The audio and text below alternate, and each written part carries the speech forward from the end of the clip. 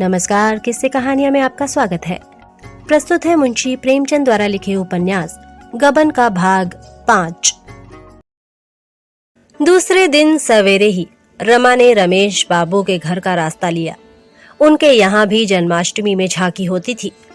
उन्हें स्वयं तो इससे कोई अनुराग न था, पर उनकी स्त्री उत्सव मनाती थी।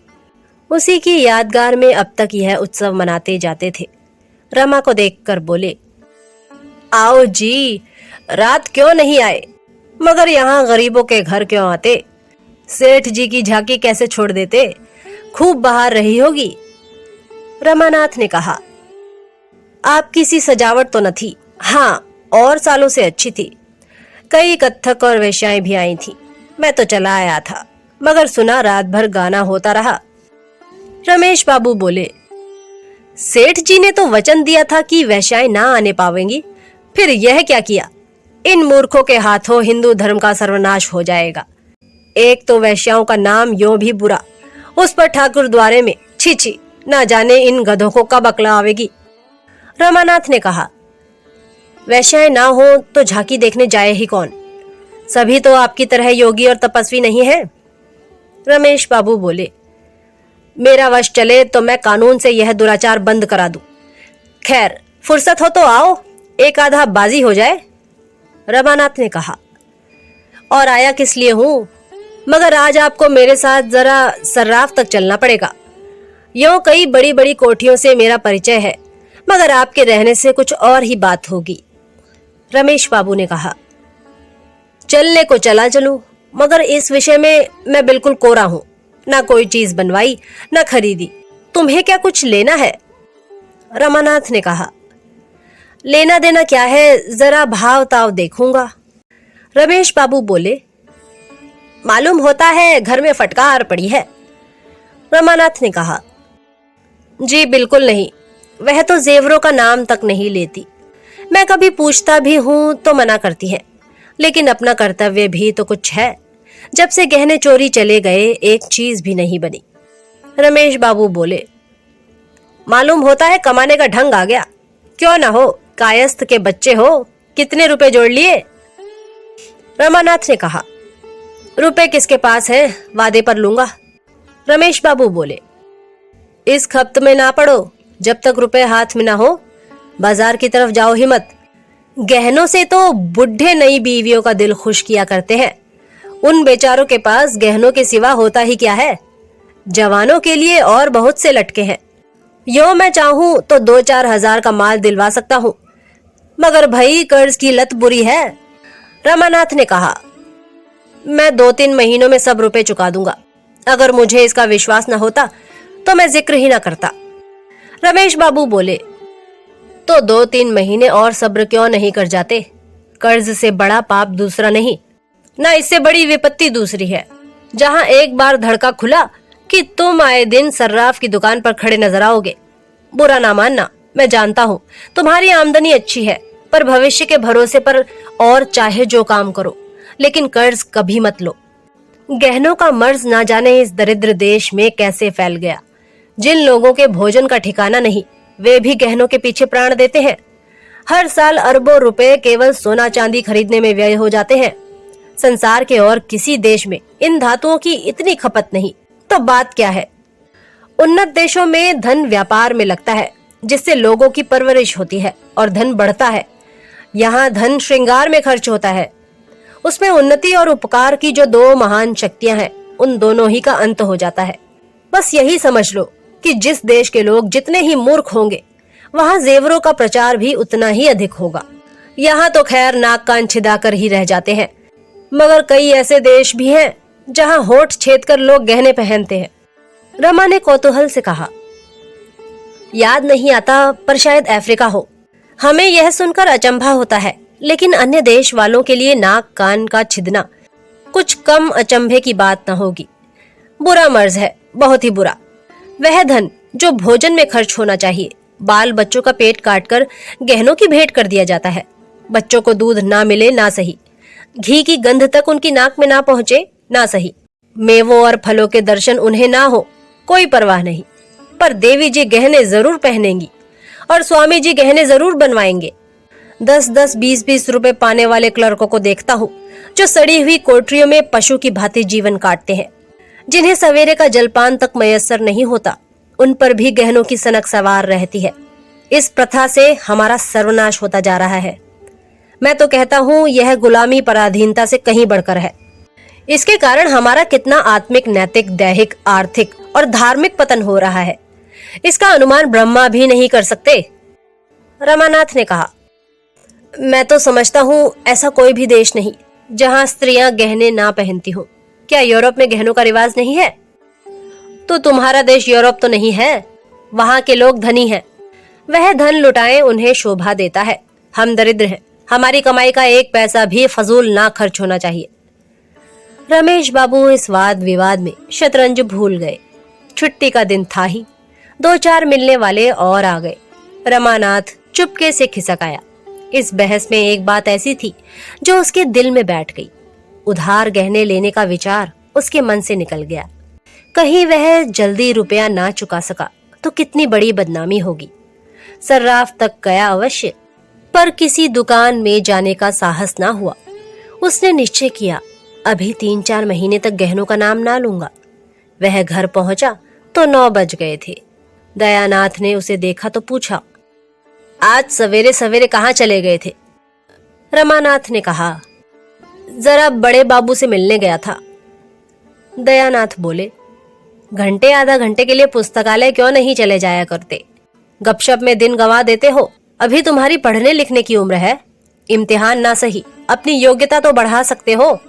एक सीधा सा खत लिखना पड़ जाता है तो बगले झांकने लगते हो। असली शिक्षा स्कूल छोड़ने के बाद शुरू होती है और वही हमारे जीवन में काम भी आती है। मैंने तुम्हारे विषय में कुछ ऐसी बातें सुनी हैं जिनसे मुझे बहुत खेद हुआ है और तुम्हें समझा देना मैं अपना धर्म समझता हूँ। मैं यह हरगिज नहीं चाहता कि मेरे घर में हराम की एक कौड़ी भी आए। मुझे नौकरी करते 30 साल हो गए। चाहता तो अब तक हजारों रुपए जमा कर लेता, लेकिन मैं कसम खाता हूँ कि कभी एक पैसा भी हराम का नहीं लिया। तुम में यह आदत कहाँ से आ गई, यह मेरी समझ में नहीं आता। रमा ने बनावटी क्रोध दिखाकर कहा, किसने आपसे कहा है? जरा उसका नाम तो बताइए, मुझे उखाड़ लूं उसकी। दयानाथ बोले, किसी ने भी कहा हो, इससे तुम्हें कोई मतलब नहीं। तुम उसकी मूछें उखाड़ लोगे इसलिए बताऊंगा नहीं, लेकिन बात सच है या झूठ, मैं इतना ही पूछना चाहता हूं। रमानाथ ने कहा, बिल्कुल झूठ। दयानाथ बोले, बिल्कुल झूठ? रमानाथ ने कहा, जी हां, बिल्कुल झूठ। दयानाथ बोले, तुम दस्तूरी नहीं लेते? रमानाथ ने कहा, दस्तूरी रिश्वत नहीं है, सभी लेते हैं और खुल्लम खुल्ला लेते हैं। लोग बिना मांगे आप ही आप देते हैं, मैं किसी से मांगने नहीं जाता।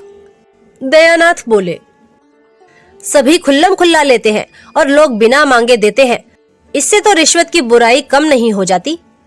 रमानाथ ने कहा, दस्तूरी को बंद कर देना मेरे वश की बात नहीं। मैं खुद ना लूं, लेकिन चपरासी और मुहर्रिर का हाथ तो नहीं पकड़ सकता। 8-8, 9-9 पाने वाले नौकर अगर ना लें तो उनका काम ही नहीं चल सकता। मैं खुद ना लूं, पर उन्हें नहीं रोक सकता। दयानाथ ने उदासीन भाव से कहा, मैंने समझा दिया, मानने का अख्तियार तुम्हें है। यह कहते हुए दयानाथ दफ्तर चले गए। रमा के मन में आया, साफ कह दे, आपने निष्प्रह बनकर क्या कर लिया जो मुझे दोष दे रहे हैं? हमेशा पैसे पैसे को मोहताज रहे, लड़कों को पढ़ा तक ना सके, जूते कपड़े तक ना पहना सके। यह डींग मारना तब शोभा देता है जबकि नीयत भी साफ रहती और जीवन भी सुख से कटता। रमा घर में गया तो माता ने पूछा, आज कहाँ चले गए बेटा? तुम्हारे बाबूजी इसी पर बिगड़ रहे थे। रमानाथ ने कहा, इस पर तो नहीं बिगड़ रहे थे। हाँ, उपदेश दे रहे थे कि दस्तूरी मत लिया करो, इससे आत्मा दुर्बल होती है और बदनामी होती है। जागेश्वरी बोली, तुमने कहा नहीं आपने बड़ी ईमानदारी की तो कौन से झंडे गाड़ दिए? सारी जिंदगी पेट पालते रहे। रमानाथ ने कहा, कहना तो चाहता था पर चिढ़ जाते। जैसे आप कौड़ी कौड़ी को मोहताज रहे वैसे मुझे भी बनाना चाहते हैं। आपको लेने का शऊर तो है नहीं।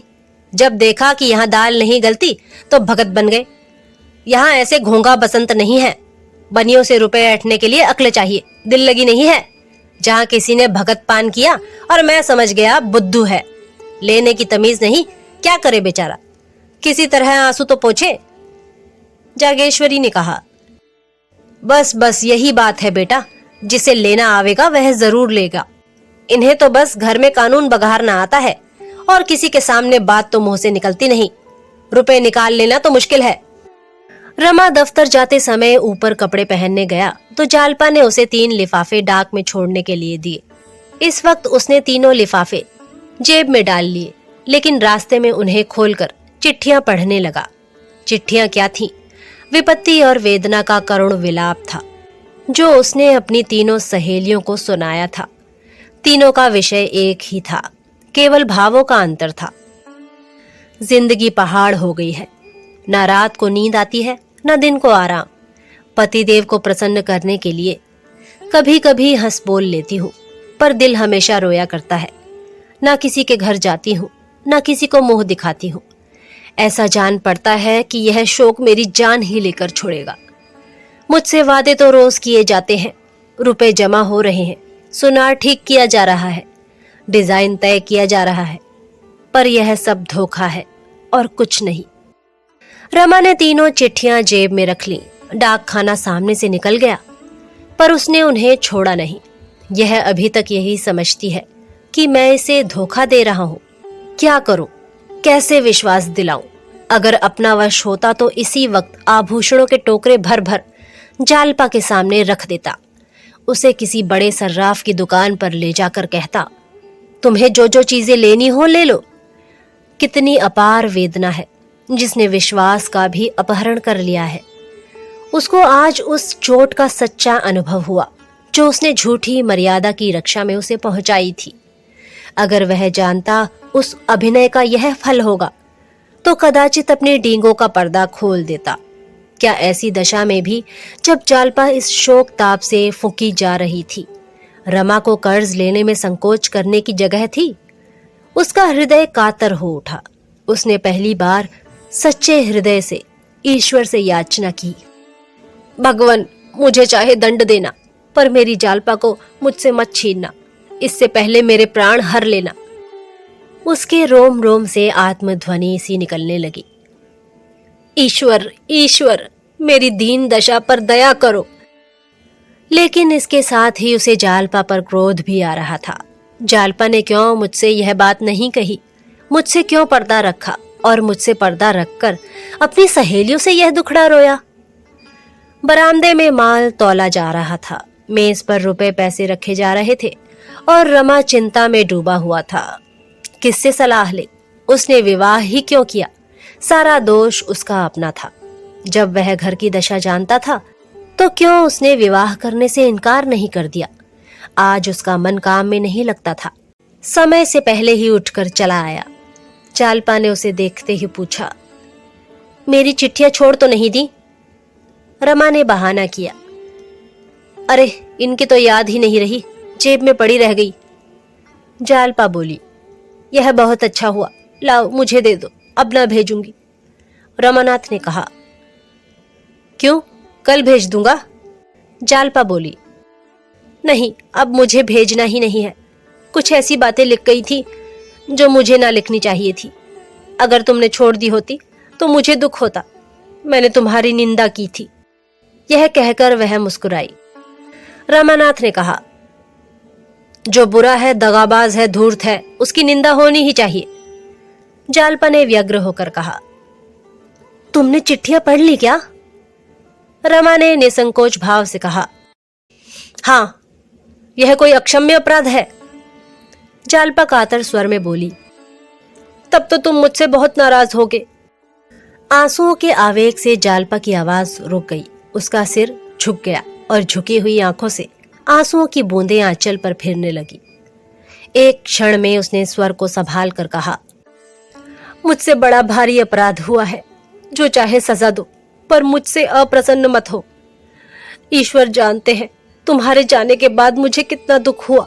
मेरी कलम से न जाने कैसी ऐसी बातें निकल गई। जालपा जानती थी कि रमा को आभूषणों की चिंता मुझसे कम नहीं है। लेकिन मित्रों से अपनी व्यथा कहते समय हम बहुधा अपना दुख बढ़ाकर कहते हैं। जो बातें पर्दे की समझी जाती हैं, उनकी चर्चा करने से एक तरह का अपनापन जाहिर होता है। हमारे मित्र समझते हैं हमसे जरा भी दुराव नहीं रखता और उन्हें हमसे सहानुभूति हो जाती है। अपनापन दिखाने की यह आदत औरतों में कुछ अधिक होती है। रमा जालपा के आंसू पोंछते हुए बोला, मैं तुमसे अप्रसन्न नहीं हूं प्रिय। अप्रसन्न होने की तो कोई बात ही नहीं है। आशा का विलंब ही दुराशा है। क्या मैं इतना नहीं जानता? अगर तुमने मुझे मना न कर दिया होता तो अब तक मैंने किसी न किसी तरह दो एक चीजें अवश्य ही बनवा दी होती। मुझसे भूल यही हुई है कि तुमसे सलाह ली। यह तो वैसा ही है जैसे मेहमान को पूछ पूछ कर भोजन दिया जाए। उस वक्त मुझे यह ध्यान न रहा कि संकोच में आदमी इच्छा होने पर भी नहीं नहीं करता है। ईश्वर ने चाहा तो तुम्हें बहुत दिनों तक इंतजार ना करना पड़ेगा। जालपा ने संचित नजरों से देखकर कहा, तो क्या उधार लाओगे? रमानाथ बोला, हाँ, उधार लाने में कोई हर्ज नहीं है। जब सूद नहीं देना है तो जैसे नगद वैसे उधार। ऋण से दुनिया का काम चलता है। कौन ऋण नहीं लेता? हाथ में रुपया आ जाने से अलल्ले तलल्ले खर्च हो जाते हैं। कर्ज सिर पर सवार रहेगा तो उसकी चिंता हाथ रोके रहेगी। जालपा बोली, मैं तुम्हें चिंता में नहीं डालना चाहती। अब मैं भूल कर भी गहनों का नाम ना लूंगी। रमानाथ ने कहा, नाम तो तुमने कभी नहीं लिया, लेकिन तुम्हारे नाम ना लेने से मेरे कर्तव्य का अंत तो नहीं हो जाता। तुम कर्ज से व्यर्थ इतना डरती हो। रुपए जमा होने के इंतजार में बैठा रहूंगा तो शायद कभी न जमा होंगे। इसी तरह लेते देते साल में 3-4 चीजें बन जाएंगी। जालपा बोली, मगर पहले कोई छोटी सी चीज लाना। रमानाथ ने कहा, हाँ, ऐसा तो करूंगा ही। रमा बाजार चला तो खूब अंधेरा हो गया था। दिन रहते जाता तो संभव था मित्रों में से किसी की निगाह उस पर पड़ जाती। मुंशी दयानाथ ही देख लेते। वह इस मामले को गुप्त ही रखना चाहता था। सर्राफे में गंगू की दुकान मशहूर थी। गंगू था तो ब्राह्मण, पर बड़ा ही व्यापार कुशल। उसकी दुकान पर नित्य ग्राहकों का मेला लगा रहता था। उसकी कर्मनिष्ठा ग्राहकों में विश्वास पैदा करती थी और दुकानों पर ठगे जाने का भय था। यहाँ किसी तरह का धोखा न था। गंगू ने रमा को देखते ही मुस्कुराकर कहा, आइए बाबूजी, ऊपर आइए। बड़ी दया की। मुनीम जी, आपके वास्ते पान मंगवाओ। क्या हुक्म है बाबूजी? आप तो जैसे मुझसे नाराज हैं, कभी आते ही नहीं। गरीबों पर भी कभी कभी दया किया कीजिए। गंगू की शिष्टता ने रमा की हिम्मत खोल दी। अगर उसने इतने आग्रह से ना बुलाया होता तो शायद रमा को दुकान पर जाने का साहस ना होता।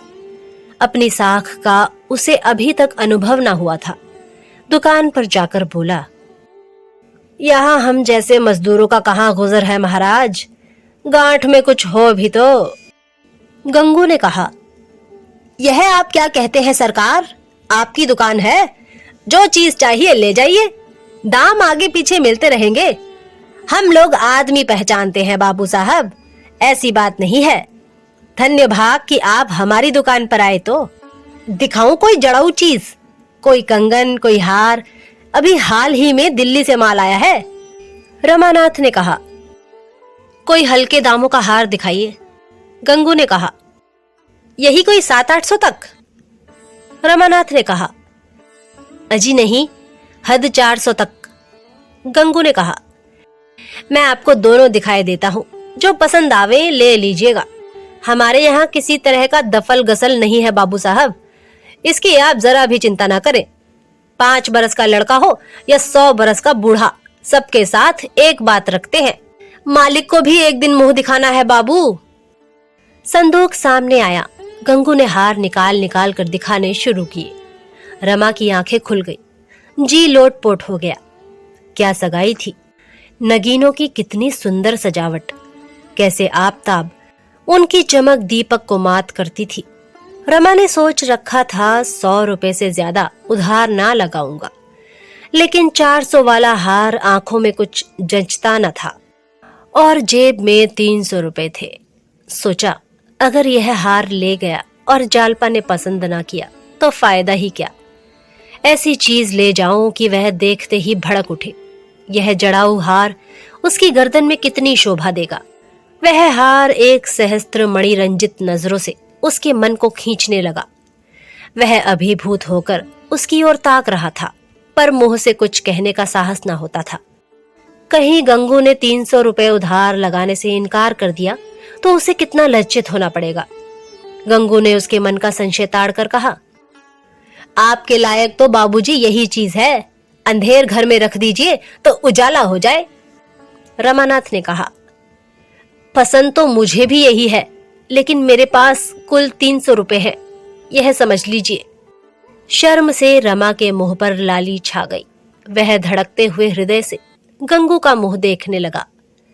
गंगू ने निष्कपट भाव से कहा, बाबू साहब, रुपए का तो जिक्र ही ना कीजिए, कहिए 10,000 का माल साथ भेज दूं। दुकान आपकी है, भला कोई बात है, हुक्म हो तो एक आधा चीज और दिखाऊं। एक शीश फूल अभी बनकर आया है, बस यही मालूम होता है गुलाब का फूल खिला हुआ है, देखकर जी खुश हो जाएगा। मुनीम जी, जरा वह शीश फूल दिखाना तो, और दाम का भी कुछ ऐसा भारी नहीं, आपको 250 में दे दूंगा। रमा ने मुस्कुराकर कहा, महाराज, बहुत बातें बनाकर कहीं उल्टे छुरे से न मोड़ लेना, गहनों के मामले में बिल्कुल अनाड़ी हूं।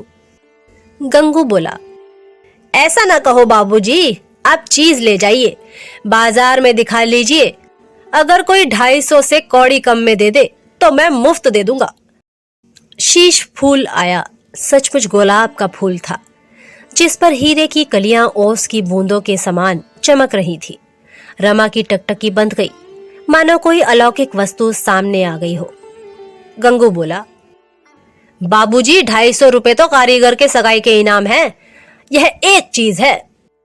रमानाथ ने कहा, हाँ है तो सुंदर, मगर भाई ऐसा ना हो कि कल ही से दाम का तकाजा करने लगो, मैं खुद ही जहां तक हो सकेगा जल्दी दे दूंगा। गंगू ने दोनों चीजें 2 सुंदर मखमली केसों में रखकर रमा को दे दी, फिर मुनीम जी से नाम टंकवाया और पान खिलाकर विदा किया। रमा के मनोल्लास की इस समय सीमा न थी, किंतु यह विशुद्ध उल्लास न था, इसमें एक शंका का भी समावेश था। यह उस बालक का आनंद न था जिसने माता से पैसे मांगकर मिठाई ली हो, बल्कि उस बालक का जिसने पैसे चुरा कर ली हो। उसे मिठाइयां मीठी तो लगती हैं, पर दिल कांपता रहता है कि कहीं घर चलने पर मार न पड़ने लगे। 650 रुपए चुका देने की तो उसे विशेष चिंता न थी, घात लग जाए तो वह 6 महीने में चुका देगा। भय यही था कि बाबूजी सुनेंगे तो जरूर नाराज होंगे, लेकिन ज्यों-ज्यों आगे बढ़ता था, जालपा को इन आभूषणों से सुशोभित देखने की उत्कंठा इस शंका पर विजय पाती थी। घर पहुंचने की जल्दी में उसने सड़क छोड़ दी और एक गली में घुस गया। सघन अंधेरा छाया हुआ था, बादल तो उसी वक्त छाए हुए थे जब वह घर से चला था। गली में घुसा ही था कि पानी की बूंद सिर पर छर्रे की तरह पड़ी। जब तक छतरी खोले वह लथपथ हो चुका था। उसे शंका हुई, इस अंधकार में कोई आकर दोनों चीजें छीन न ले, पानी की झरझर में कोई आवाज भी न सुने। अंधेरी गलियों में खून तक हो जाते हैं। पछताने लगा, नाहक इधर से आया, 2-4 मिनट देर ही में पहुंचता तो ऐसी कौन सी आफत आ जाती। असामयिक वृष्टि ने उसकी आनंद कल्पनाओं में बाधा डाल दी। किसी तरह गली का अंत हुआ और सड़क मिली। लालटेनें दिखाई दी। प्रकाश कितनी विश्वास उत्पन्न करने वाली शक्ति है, आज इसका उसे यथार्थ अनुभव हुआ। वह घर पहुंचा तो दयानाथ बैठे हुक्का पी रहे थे। वह उस कमरे में ना गया। उनकी आंख बचाकर अंदर जाना चाहता था कि उन्होंने टोका, इस वक्त कहां गए थे? रमा ने उन्हें कुछ जवाब न दिया। कहीं वह अखबार सुनाने लगे तो घंटों की खबर लेंगे। सीधा अंदर जा पहुंचा। जालपा द्वार पर खड़ी उसकी राह देख रही थी। तुरंत उसके हाथ से छतरी ले ली और बोली, तुम तो बिल्कुल भीग गए, कहीं ठहर क्यों न गए?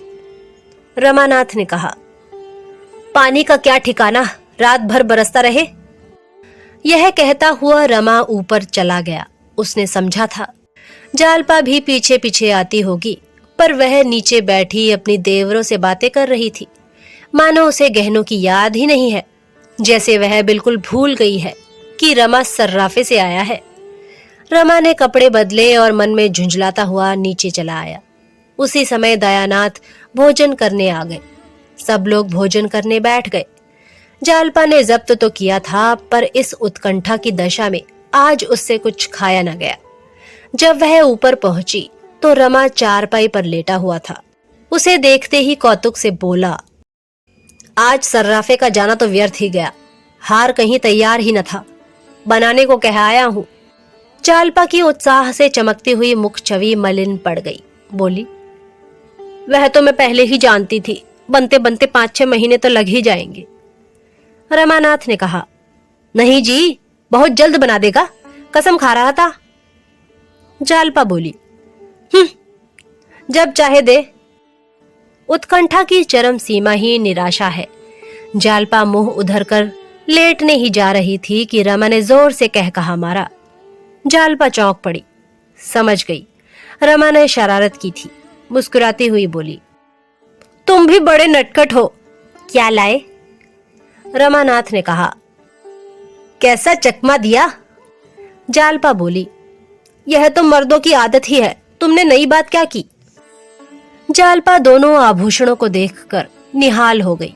हृदय में आनंद की लहरें सी उठने लगी। वह मनोभावों को छिपाना चाहती थी कि रमा उसे ओछी न समझे, लेकिन एक एक अंग खिल जाता था। मुस्कुराती हुई आंखें, दमकते हुए कपोल और खिले हुए अधर उसका भरम गंवाए देते थे। उसने हार गले में पहना, शीश फूल जूड़े में सजाया और हर्ष से उन्मत्त होकर बोली, तुम्हें आशीर्वाद देती हूँ, ईश्वर तुम्हारी सारी मनोकामनाएं पूरी करे। आज जालपा की वह अभिलाषा पूरी हुई जो बचपन ही से उसकी कल्पनाओं का एक स्वप्न, उसकी आशाओं का क्रीड़ा स्थल बनी हुई थी। आज उसकी वह साध पूरी हो गई। यदि मानकी यहाँ होती तो वह सबसे पहले यह हार उसे दिखाती और कहती, तुम्हारा हार तुम्हें मुबारक हो। रमा पर घड़ों नशा चढ़ा हुआ था। आज उसे अपना जीवन सफल जान पड़ा। अपने जीवन में आज पहली बार उसे विजय का आनंद प्राप्त हुआ। जालपा ने पूछा, जाकर अम्मा जी को दिखाऊं? रमा ने नम्रता से कहा, अम्मा को क्या दिखाने जाओगी, ऐसी कौन सी बड़ी चीजें हैं? जालपा बोली, अब मैं तुमसे साल भर तक और किसी चीज के लिए ना कहूंगी, इसके रुपए देकर ही मेरे दिल का बोझ हल्का होगा। रमा गर्व से बोला, रुपए की क्या चिंता, है ही कितने? जालपा बोली, जरा अम्मा जी को दिखाऊं, देखें क्या कहती हैं। रमानाथ ने कहा, मगर यह ना कहना उधार लाए हैं। जालपा इस तरह दौड़ी हुई नीचे गई मानो उसे वहां कोई निधि मिल जाएगी। आधी रात बीत चुकी थी। रमा आनंद की नींद सो रहा था। जालपा ने छत पर आकर एक बार आकाश की ओर देखा। निर्मल चांदनी छिटकी हुई थी। वह कार्तिक की चांदनी जिसमें संगीत की शांति है, शांति का माधुर्य और माधुर्य का उन्माद। जालपा ने कमरे में आकर अपनी संदूकची खोली और उसमें से वह कांच का चंद्रहार निकाला जिसे एक दिन पहनकर उसने अपने को धन्य माना था। पर अब इस नए चंद्रहार के सामने उसकी चमक उसी भांति मंद पड़ गई थी जैसे इस निर्मल चंद्र ज्योति के सामने तारों का आलोक। उसने उस नकली हार को तोड़ डाला और उसके दानों को नीचे गली में फेंक दिया, उसी भांति जैसे पूजन समाप्त हो जाने के बाद कोई उपासक मिट्टी की मूर्तियों को जल में विसर्जित कर देता है।